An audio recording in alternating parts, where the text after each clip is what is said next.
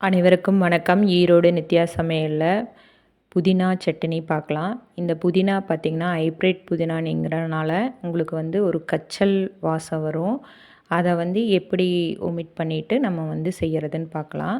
தலை தலையாக பொரிச்சுக்கோங்க. அதுக்கு தேவையான பொருட்கள் பார்த்திங்கன்னா ஜீரகம், மிளகு,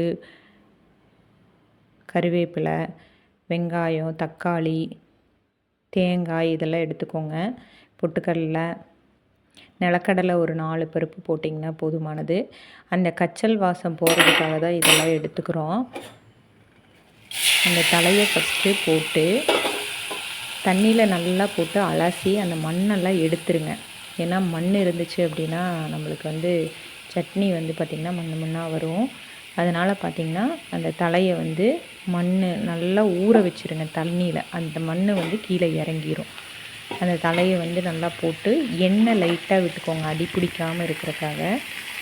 இல்லைன்னா ரொம்ப கருகிரும். அதுக்காக பார்த்திங்கன்னா எண்ணெய் லைட்டாக விட்டு நல்லா வணங்க விட்டுக்கோங்க. தனியாக தலையை போட்டு வணங்க விடுங்க. நல்லா வணங்கட்டும். சுருண்டுரும் அந்த இலை பார்த்திங்கன்னா நல்லாவே சுருண்டுரும். அந்த தண்ணியெல்லாம் வெளியே நல்லா சுருண்டுரும். எண்ணெய் விடுறதுனால உங்களுக்கு அடி பிடிக்காது, நல்லா சுருண்டு வரும்.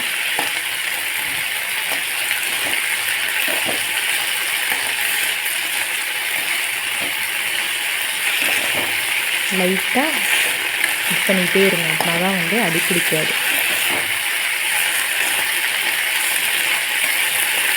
இந்த தலையில் இருக்கிற தண்ணியெல்லாம் வந்துடணும். அது வரைக்கும் வணக்கணும்னா ஓகே.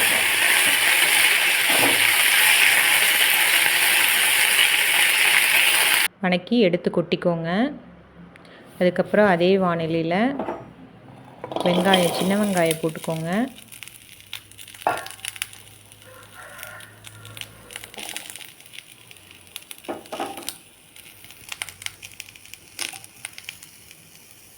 எண்ணெய் ஊற்றிக்கோங்க.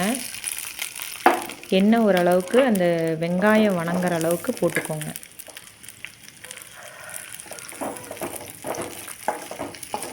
வெங்காயம் வணங்கும் போதே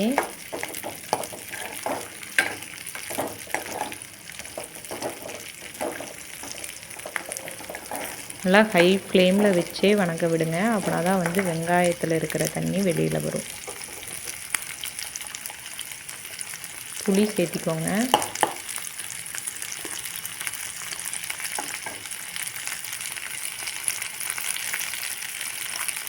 வரமிளகாய் போட்டுக்கோங்க.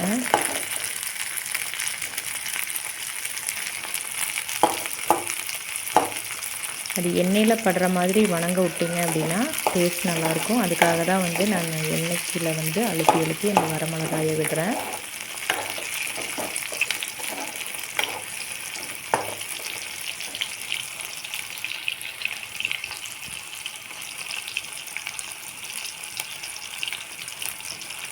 கருவேப்பிலை,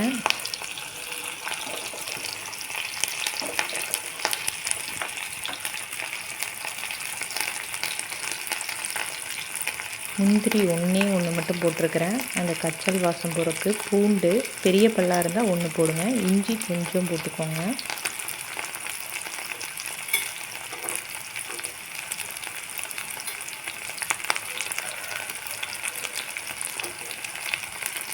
மிளகு, ஜீரகம்,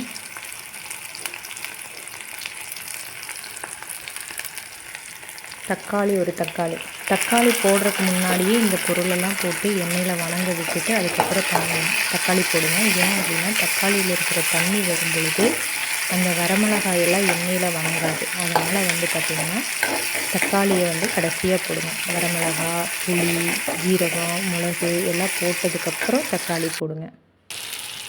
தக்காளி ஓரளவுக்கு அந்த எண்ணெயில் வதங்கிடணும். நிலக்கடலை ஒரு 10 கவுண்டிங் 10 போட்டுக்கோங்க. பொட்டுக்கடலை போட்டுக்கோங்க. நாம்பி பிடிச்சி 2 கைப்பிடி போட்டுக்கோங்க, போதுமானது.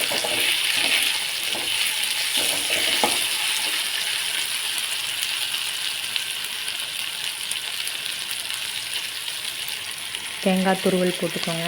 இதுவும் கை நிறைய 2 கை போடுங்க.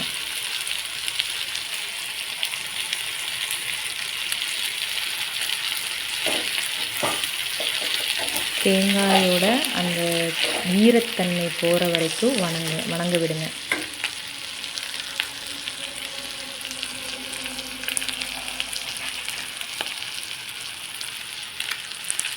உப்பு போட்டுக்கோங்க.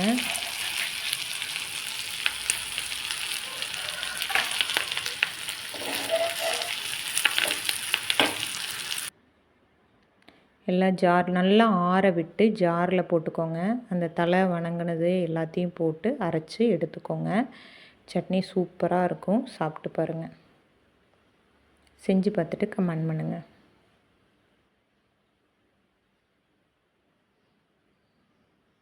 சாப்பாட்டுக்கு, தோசைக்கு எல்லாத்துக்குமே நல்லாயிருக்கும்.